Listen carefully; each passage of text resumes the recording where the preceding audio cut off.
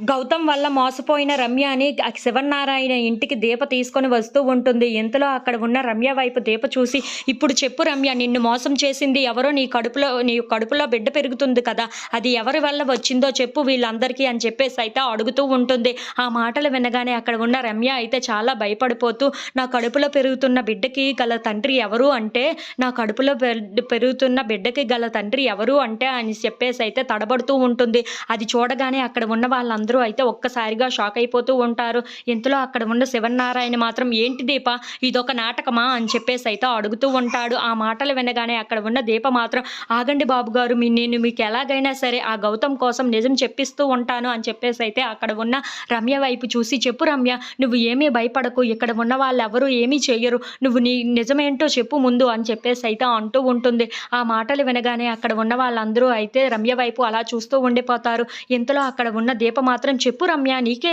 నిజం చెప్పమంటున్నాను అంతే కదా" అని చెప్పేసి అయితే అంటూ ఉంటుంది. ఇంతలో అక్కడ ఉన్న రమ్య మాత్రం, "నా కడుపులో పెరుగుతున్న బిడ్డకి తండ్రి ఎవరు అంటే" అని చెప్పేసి అయితే మళ్ళీ తడబడుతూ ఉంటుంది. అది చూడగానే ఇంట్లో ఉన్న వాళ్ళందరూ అయితే ఒక్కసారిగా షాక్ అయిపోతూ ఉంటారు. ఏంటి దీప నువ్వు చేస్తుంది? ఇదొక అబద్ధాల నాటకాల్ని ఆడిస్తున్నావా? ఈ అమ్మాయిని తీసుకొని వచ్చి మమ్మల్ని వెర్రివాళ్ళని చేస్తున్నావా?" అని చెప్పేసి అయితే శివన్నారాయణ అంటూ ఉంటాడు. ఆ మాటలు వినగానే అక్కడ ఉన్న దీప అయితే ఒక్కసారిగా షాక్ అయిపోయి రమ్య వైపు చూస్తూ ఉంటుంది. ఇంతలో అక్కడ ఉన్న రమ్య మాత్రం, "నా కడుపులో పెరుగుతున్న బిడ్డకి తండ్రి గౌతమ్ మాత్రం కాదు" అని చెప్పేసి అయితే అంటూ ఉంటుంది.